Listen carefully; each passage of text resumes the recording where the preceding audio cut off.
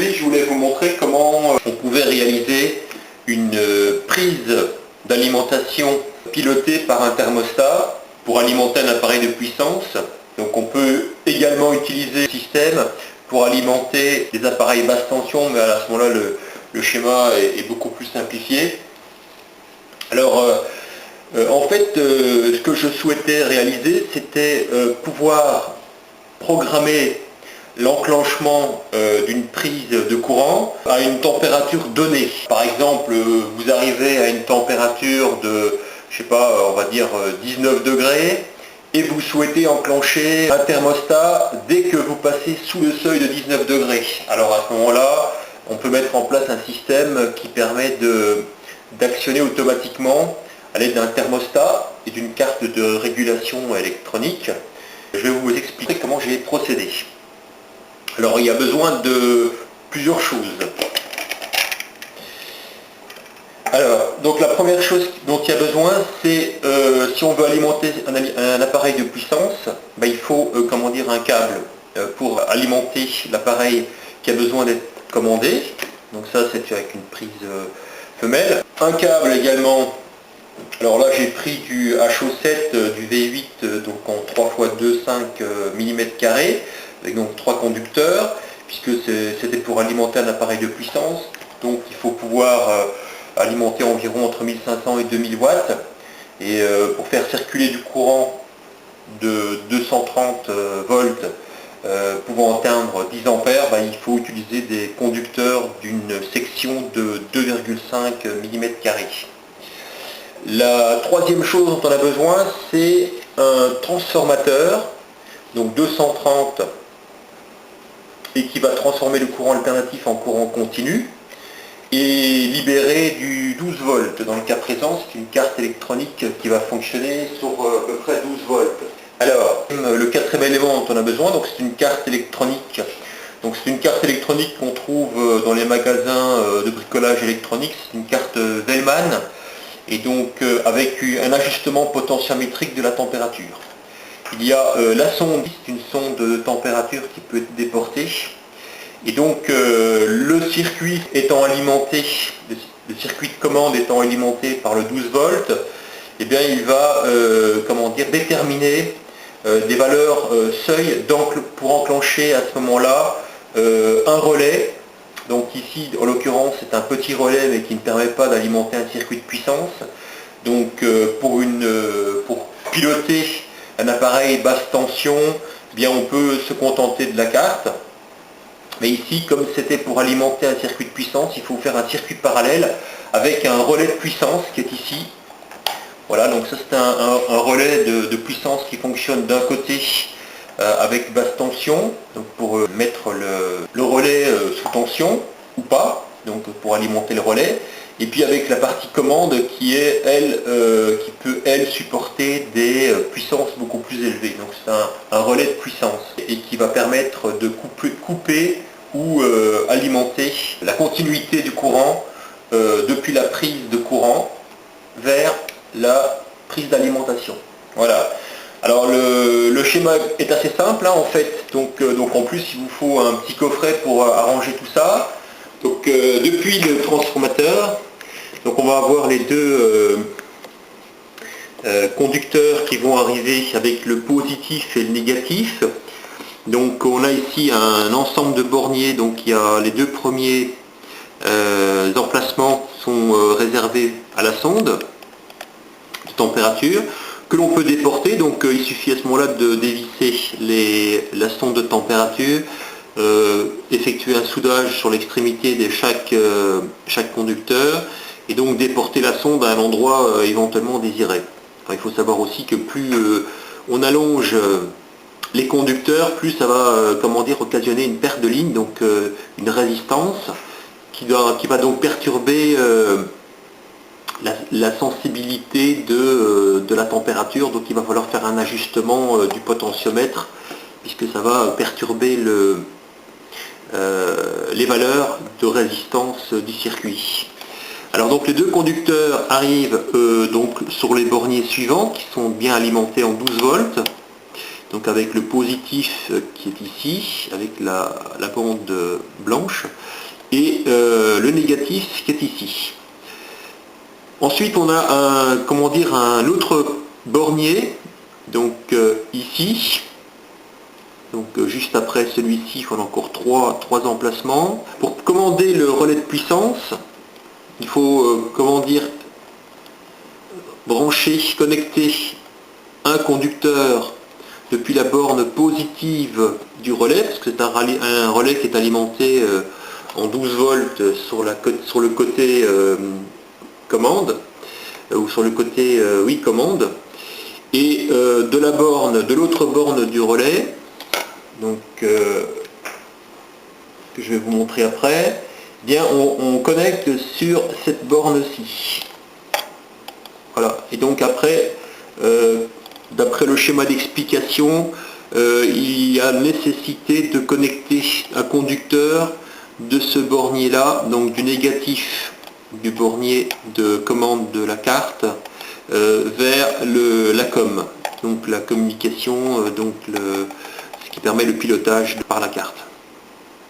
Voilà.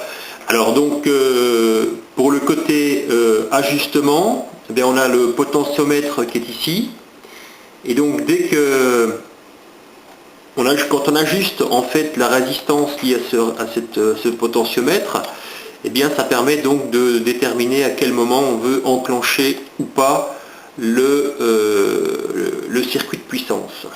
Alors le circuit de puissance, donc c'est assez basique en fait, donc puisqu'il est constitué tout simplement d'un relais de puissance qui est ici.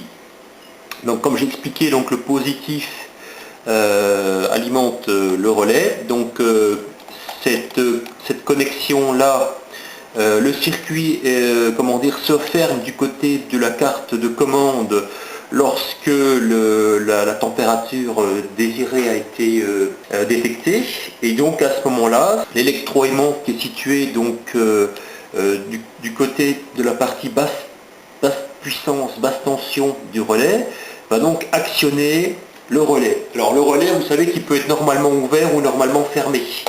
Mais donc dans ceci, on peut choisir la connexion qu'on souhaite. Donc on peut soit souhaiter que le relais de puissance s'ouvre lorsque la température descend, ou se ferme lorsque la température descend. Et l'inverse aussi. Donc on peut avoir 4 situations différentes. Moi dans le cas présent, j'ai mis en place un seuil de température maximum désiré, et en deçà, le thermostat, le circuit est alimenté. Et à ce moment-là, le circuit de puissance est commandé et fermé également. Donc voilà, donc je vais vous montrer dans l'exemple. Là, j'ai branché le transformateur, donc sur le 230. J'ai branché la connexion sur la prise également de courant. Et donc on voit que dans les connexions, eh bien, la phase n'est pas coupée. C'est seulement le neutre qui a été ici dans le cas présent coupé. Donc le neutre va passer dans le circuit de puissance, donc dans le relais, et d'un côté donc il va attendre l'enclenchement de la conduction, et dès qu'il y a ouverture du circuit, eh bien le circuit ne fonctionne pas ici, et dès qu'il y a fermeture du circuit, à ce moment-là le courant recircule vers vers le neutre, du côté prise. Donc le système est assez simple. Alors là, il y a du courant, donc je fais attention. Alors pour vous montrer l'enclenchement, donc j'ai branché ici un appareil avec un témoin. Voilà, donc d'un côté on a la carte d'alimentation. J'ai réduit volontairement la luminosité pour que ce soit un peu plus visible. Donc pour l'instant, si vous voulez, le circuit de commande, il est alimenté. Donc le relais également est alimenté, mais il n'est pas alimenté puisque le circuit n'est pas actif. Donc pour activer le circuit, donc dans mon cas, j'ai décidé que tant qu'on était au-dessus de 20 degrés, que le circuit de commande n'enclenche pas le circuit de puissance. Je vais augmenter donc le seuil de température à partir duquel le thermostat doit se déclencher. Donc si la pièce est 20 degrés et que je positionne à 22, c'est-à-dire que tant qu'on est en dessous de 22, l'appareil va comment dire, être actif. Donc là, j'augmente donc le seuil, voilà, donc j'ai tourné le potentiomètre dans le sens des aiguilles d'une montre, et là on voit le potentiomètre est actif, et on voit aussi le témoin de charge qui est présent sur ce chargeur d'accu. Donc ça veut dire que là j'ai augmenté la température, le seuil qui détermine l'enclenchement du thermostat tant que cette température n'est pas atteinte.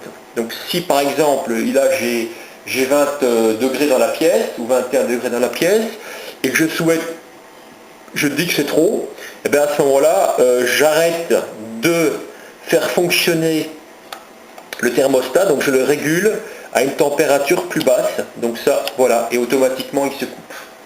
Voilà, donc ça veut dire que là j'ai baissé le seuil, j'ai dit que plutôt que de s'enclencher à 20 degrés, en dessous de 20 degrés, ben, il faudrait que tu t'enclenches en dessous de 19 degrés.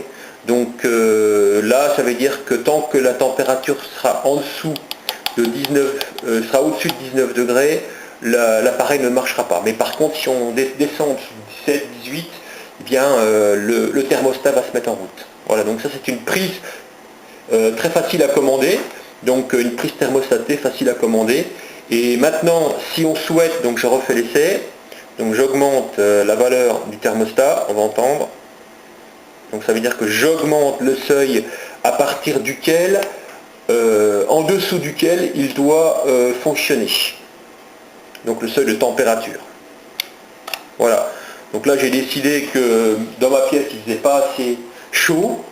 Alors à ce moment-là j'ai augmenté un petit peu la valeur de détection pour pouvoir alimenter donc un circuit de puissance comme un chauffage électrique ou un thermostat, ça peut être pour un aquarium, ça peut être pour beaucoup de choses, hein. Voilà, donc ou pour éventuellement chauffer une pièce qui a besoin d'être conservée à une température suffisamment élevée, par exemple pour la protéger du gel ou un autre exemple, hein. Voilà, donc maintenant par contre si on n'a pas besoin d'un circuit de puissance, qu'on a juste besoin d'alimenter un autre appareil qui fonctionne en basse tension, et bien là, automatiquement, on n'a pas besoin de soulager ce relais-ci, parce que c'est pas lui qui doit supporter le circuit de puissance, il est trop faible. Donc à ce moment-là, on part directement de ces borniers-là, et de ce bornier-là, et on va piloter avec ce bornier-ci, on va piloter directement, c'est ça le circuit de commande en fait, et on va piloter c'est ça qui va donc alimenter le circuit en 12 volts. Voilà, donc j'espère que cette petite vidéo vous aura servi pour réaliser votre propre prise thermostatée, hein, donc commande thermostatée. C'est assez simple avec un petit module qui est assez basique mais qui est assez performant. Bon, bien entendu, c'est pas une sonde qui a une résolution très élevée, mais bon, elle s'enclenche bien dans une plage de 0,5 degrés et puis il se désactionne dans une plage d'1 degré hein, environ. Je vous montrerai également dans une autre vidéo le moyen de piloter également des lampes, donc en fonction d'une luminosité ambiante, donc avec un système de photorésistance. C'est très pratique aussi pour enclencher automatiquement des circuits ou pour fermer des circuits lorsque la luminosité a atteint un certain seuil, lorsque la luminosité baisse ou lorsque la luminosité augmente. Voilà, donc à très bientôt pour une autre vidéo.